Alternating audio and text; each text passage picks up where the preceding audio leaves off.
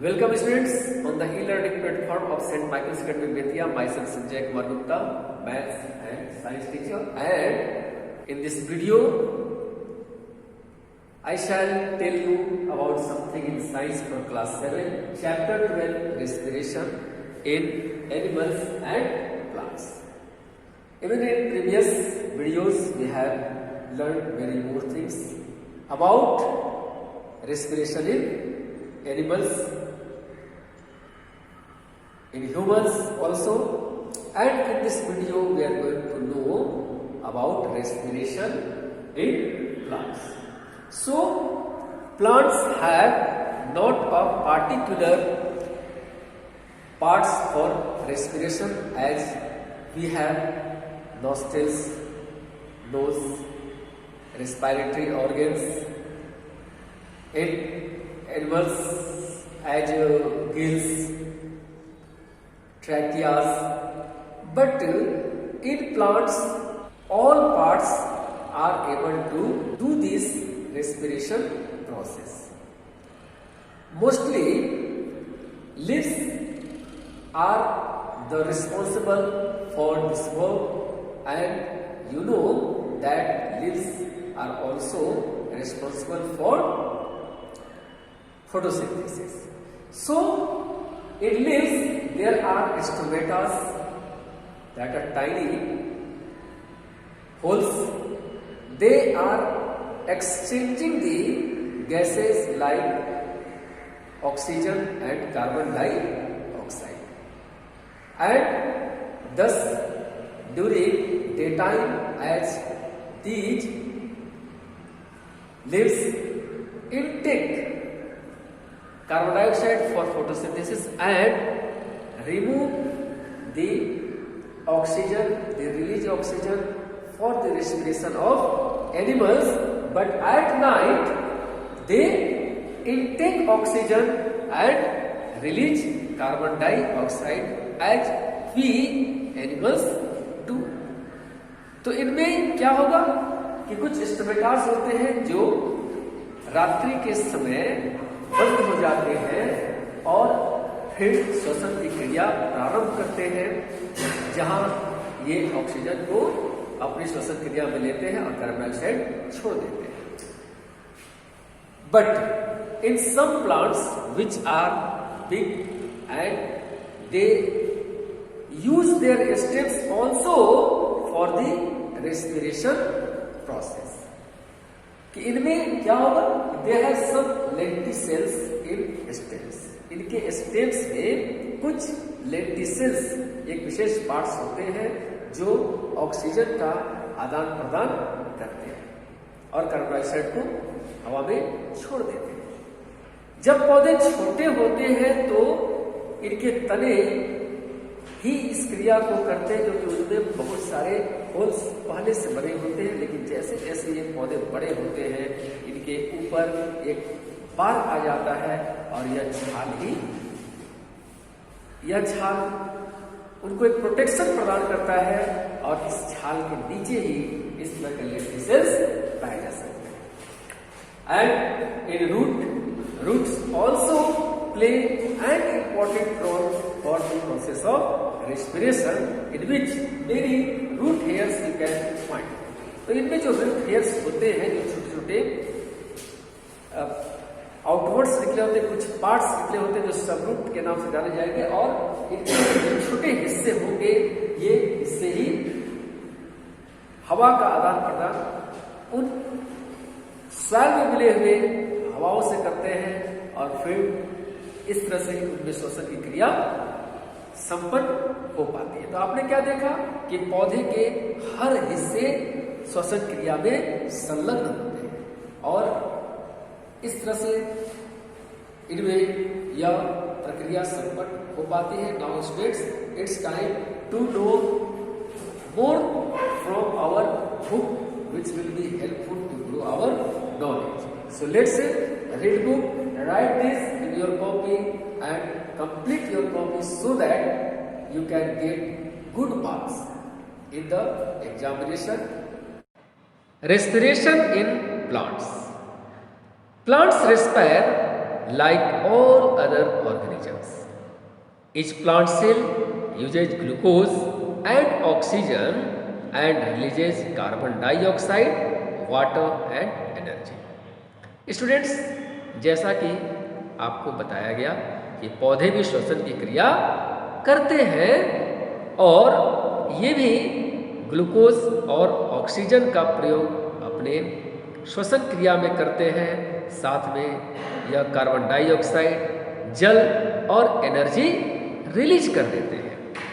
But during day time carbon dioxide released by respiration is used for photosynthesis and oxygen produced during photosynthesis is utilized for respiration. जैसा कि आपको पता है, दिन के समय पौधे प्रकाश संश्लेषण की क्रिया को संपन्न करते हैं और इस क्रिया में क्या होता है, वो जंतुओं के द्वारा छोड़े गए कार्बन डाइऑक्साइड का अवशोषण करते हैं, प्रकाश संश्लेषण की क्रिया करते हैं, अपना भोजन बनाते हैं और फिर वह ऑक्सीजन को रिलीज कर देते हैं, जिसका प्रयोग जंतु अपने श्वसन क्रिया में कर लेते हैं। So plants do not take oxygen during day time. और यही कारण है कि दिन के समय पौधे ऑक्सीजन का उपयोग नहीं के बराबर करते हैं, हालांकि उसके कुछ हिस्से रेस्पिरेशन की क्रिया में संलग्न होते हैं।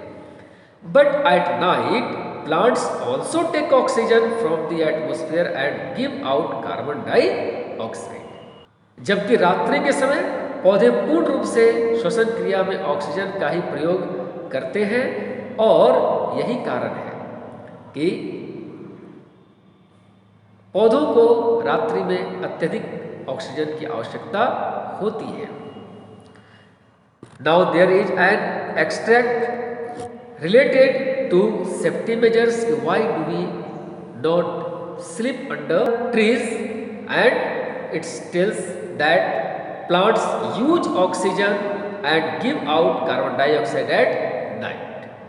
Therefore, concentration or amount of carbon dioxide under the tree goes up and may prove to be harmful. चूंकि रात्रि में पौधे भी ऑक्सीजन का उपयोग अत्यधिक मात्रा में करेंगे और जाहिर सी बात है कि वे जब सेल करेंगे तो उस समय हमारे वातावरण में कार्बन डाइऑक्साइड की मात्रा अत्यधिक होगी और यह हमारे लिए हानिकारक साबित हो सकती है। However, this CO2 soon diffuses in the atmospheric air. जैसा कि बताया गया कि कार्बन डाइऑक्साइड तुरंत टूटकर हमारे हवा में मिल जाते हैं, फिर भी यह हो सकता है कि हमारे लिए हानिकारक इसलिए साबित हो कि जो व्यक्ति इन पेड़ों के नीचे हैं उन्हें पर्याप्त मात्रा में ऑक्सीजन नहीं मिल सके। Now some warning also has been given as we should never sleep in a closed room with an iron lamp burning because this reduces oxygen and increases carbon dioxide in the air. जैसा कि बताया गया कि रात्रि के समय जब हम सो रहे हों तो हमें तेल वाले दिए अपने कमरे में नहीं रखने चाहिए, क्योंकि ये अत्यधिक मात्रा में ऑक्सीजन को कम कर देते हैं और कार्बन डाइऑक्साइड की मात्रा को हवा में बढ़ा देते हैं, जो यह हमारे स्वास्थ्य के लिए हानिकारक सिद्ध हो सकते हैं। Plants do not have respiratory organ to obtain oxygen from atmosphere, and each part of a plant can independently take in oxygen from the surrounding air and give out carbon dioxide. क्योंकि इनमें हमारी तरह एक खास अंग नहीं होते हैं, इनके हर अंग और हर तंत्र श्वसन की क्रिया में संलग्न होते हैं और इसी तरह से ये पार्ट कार्बन डाइऑक्साइड को छोड़ते भी हैं। Transport of gases in plants take place by diffusion only and different part of a plant have different methods of obtaining oxygen and releasing carbon dioxide. चूंकि ये पौधे अपने शरीर में गैसों का आदान प्रदान ये डिफ्यूजन प्रक्रिया से करते हैं और इनके अलग अलग अंग जो होते हैं वह अलग अलग तरीकों से ऑक्सीजन को प्राप्त करते हैं और कार्बन डाइऑक्साइड को छोड़ते हैं। As in leaves, the leaves have tiny pores called stomata. They exchange of gases in limbs occur through these pores. चूंकि स्टोमेटा छोटे छोटे रंध्र होते हैं और ये पत्तियों में उपस्थित होते हैं जो गैसों का आदान प्रदान करते हैं.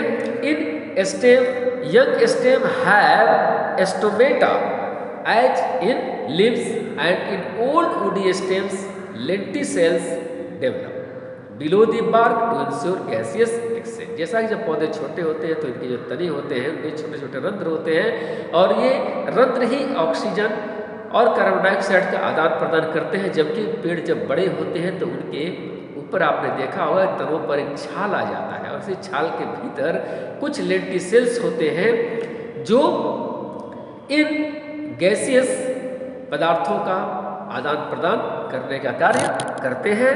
And in root hairs arising from different regions of root extend into air spaces present between the soil particle and take up oxygen from there. चूंकि पौधों के जड़ों में क्या होते हैं, कुछ रूट हेयर होते हैं जैसा कि आपने अभी बोर्ड पर देखा. ये रूट हेयर्स एक अहम भूमिका अदा इसलिए करते हैं क्योंकि ये मिट्टियों में जो रंध्र होते हैं जहाँ हवा फंसी होती है इन रंध्रों से ही वे हवा को अवशोषित करते हैं जिसमें ऑक्सीजन मिश्रित होता है और फिर ये इस ऑक्सीजन का प्रयोग अपने श्वसन क्रिया में करते हैं. So now students, here we have completed our chapter and in the next video I give question answer. Till then, thank you.